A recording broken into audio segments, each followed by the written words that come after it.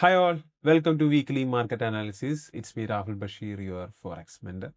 So നമുക്ക് ഗോൾഡിൽ last days എന്താണ് നടന്നതെന്ന് നോക്കാം. ഇനി മൺഡേ എന്തൊക്കെ പ്രോബിലിറ്റിയാണ് നടക്കാനുള്ളതെന്നും കൂടെ നോക്കാം. സോ ഇവിടെ നോക്കുകയാണെന്നുണ്ടെങ്കിൽ ഗോൾഡ് കുറച്ച് കാലങ്ങളായിട്ട് തന്നെ നല്ല രീതിയിലുള്ള ഡൗൺ ട്രെൻഡിലേക്കാണ് വന്നുകൊണ്ടിരിക്കുന്നത്. ആൻഡ് ഇന്നലെ നടന്നത് ഒരു വ്യാഴാഴ്ചത്തെ ക്യാൻഡലിൻ്റെ ലോ എടുത്തതിന് ശേഷം ഒരു ബൈ പുഷ് അവിടെ കാണാനായിട്ട് നമുക്ക് സാധിച്ചു. ദെൻ നമ്മളൊരു 4 അവർ ടൈം ഫ്രെയിമിലേക്ക് നോക്കുകയാണെന്നുണ്ടെങ്കിൽ ഇവിടെ താഴത്തേക്ക് നമ്മളൊരു ഹെൽത്തി ആയിട്ടുള്ളൊരു ബോഡി ക്ലോസ് ഇവിടെ നമുക്ക് കിട്ടിയിട്ടുണ്ട്. ആൻഡ് ഇത് നോക്കുകയാണെങ്കിൽ ഈ ഒരു ഡിമാൻഡ് ലെവലിൽ നിന്ന് തന്നെയാണ് പ്രൈസ് മുകളിലേക്ക് പോയേക്കുന്നത്.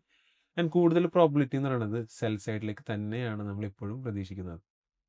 ആൻഡ് ഇവിടെ നോക്കുകയാണെന്നുണ്ടെങ്കിൽ നമുക്ക് ഈ കാണുന്നൊരു 1 അവറിൻ്റെ ഓർഡർ ഫ്ലോയിലേക്ക് പ്രൈസ് വന്നതിന് ശേഷം ഒരു സെൽ ആക്ടിവിറ്റി കാണിച്ച് പിന്നെ ചെറിയൊരു ബൈങ് പുഷിയും വന്നതിന് ശേഷമാണ് പ്രൈസ് ഇവിടെ നിൽക്കുന്നത്. അതിന് മൺഡേ മാർക്കറ്റിലേക്ക് വരുമ്പോൾ ഈ കാണുന്ന ഫ്രൈഡേ ക്യാൻഡലിൻ്റെ ഹൈ എടുത്തതിന് ശേഷം ഒരു സെൽ ടെൻഡൻസി കാണിക്കുന്നുണ്ടെങ്കിൽ ഡെഫിനറ്റ്ലി നമുക്ക് ആ സെല്ല് തന്നെ പ്ലാൻ ചെയ്യാവുന്നതാണ്. അതിൽ ഈ കാണുന്ന 3926 എന്ന് പറയുന്നത് അതിൻ്റെ ഒരു ലെവൽ ഓഫ് ടാർഗറ്റ് ആണ്. ആൻഡ് ഫസ്റ്റ് ടാർഗറ്റ് എപ്പോഴും 3960 എന്ന ലെവലിലേക്ക് ബുക്ക് ചെയ്യുന്നതായിരിക്കും നല്ലത്. ആൻഡ് ഈ ലെവലിൽ നിന്ന് റിയാക്ഷൻ കിട്ടില്ല എന്നുണ്ടെങ്കിൽ നമുക്ക് ഇതിൻ്റെ മുകളിലായിട്ട് ഒരു വിക്ക് റിജക്ഷനുള്ള ഒരു ഏരിയാസ് ഉണ്ട്. സോ അതൊരു 15 മിനിറ്റിൻ്റെ ഓർഡർ ഫ്ലോ ആയിട്ടാണ് ബാക്ക് ചെയ്യുന്നത്. ആ ഏരിയയിലേക്ക് വന്നു കഴിഞ്ഞാലും ഡെഫിനറ്റ്ലി നമുക്ക് സെല്ല് നോക്കാവുന്നതാണ്. സോ ഗോൾഡിൽ ഇപ്പോഴും ഒരു സെൽ ടെൻഡൻസിയാണ് അൺടിൽ റീച്ച് 3900-600 ലെവൽ വരെ എത്തുന്നത് വരെ നമ്മൾ മാർക്കറ്റിൽ ഗോൾഡിൽ ബെയറിഷ് തന്നെയാണ് നമ്മളായിട്ട് കാണുന്നത്. നമുക്കിനി യൂറോ യു എസ് ടി നോക്കാം. കഴിഞ്ഞ ദിവസത്തെ അനാലിസിൽ ഞാൻ പറഞ്ഞിട്ടുണ്ടായിരുന്നു യൂറോ യു എസ് ടി ഈ കാണുന്ന ഹൈ എടുത്തതിന് ശേഷം ഒരു സെല്ല് കിട്ടുന്നുണ്ടെങ്കിൽ ഡെഫിനറ്റ്ലി നമുക്കവിടെ നോക്കാമെന്ന് പറഞ്ഞിട്ടുണ്ടായിരുന്നു.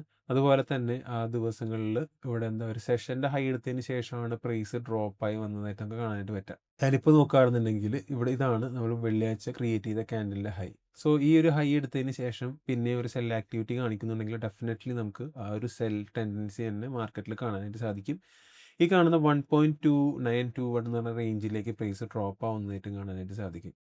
ആൻഡ് മേ ബി പ്രൈസ് വേണമെന്നുണ്ടെങ്കിൽ മൺഡേ ഒരു ഗ്യാപ്പ് അപ്പിൽ ഒരു ഗ്യാപ്പ് ഡൗണിലോ ഓപ്പൺ ആവാനുള്ള ചാൻസ് ഉണ്ട്. ആൻഡ് പ്രോബിലിറ്റി കൂടുതലൊരു ചെറിയൊരു ഗ്യാപ്പ് ഡൗൺ ആയിരിക്കും.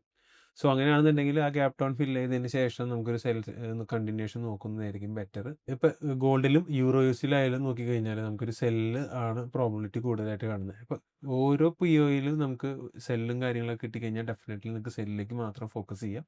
ബൈ എടുക്കണമെന്നുണ്ടെങ്കിൽ നിങ്ങളൊരു ചെറിയ ക്വാണ്ടിറ്റിയിൽ ബൈ എടുക്കുക, റീസെൻ്റ് ആയിട്ടുള്ള ടി പി ബുക്ക് ചെയ്യുക.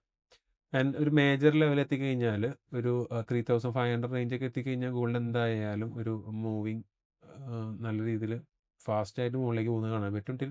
ഒരു 5000-6000 ലെവൽ വരെ പ്രൈസ് പോകാനുള്ള പൊട്ടൻഷ്യൽ ഉണ്ട്. പക്ഷേ ഒരു പ്രോപ്പർ ആയിട്ടുള്ള ഏരിയയിൽ നിന്ന് കയറി കഴിഞ്ഞാൽ മാത്രമാണ് നമുക്ക് അത് ഇനിയൊരു ബുള്ളിഷിലേക്ക് പോവില്ലെന്ന് പറയാൻ പറ്റുള്ളൂ. സോ ആ ഒരു ഏരിയ എത്തിക്കഴിഞ്ഞാൽ ഡെഫിനറ്റ്ലി നമ്മൾ എന്താ ചെയ്യുക, നമ്മളുടെ വീക്ക്ലി അനാലിസിലും ഡെയിലി അനാലിസിലും ഇത് കൃത്യമായിട്ട് പറയുന്നതായിരിക്കും. ഇത് എപ്പോഴും കീപ്പ് അപ്ഡേറ്റഡ് ആയിട്ട് ഇരിക്കുക. And that's it my view on gold and euro U S T. നമുക്ക് മൺഡേ ഇതിൻ്റെ ഒരു അപ്ഡേറ്റഡ് വീഡിയോ ആയിട്ട് നമുക്ക് വീണ്ടും കാണാം. Thank you so much for watching. Have a nice day.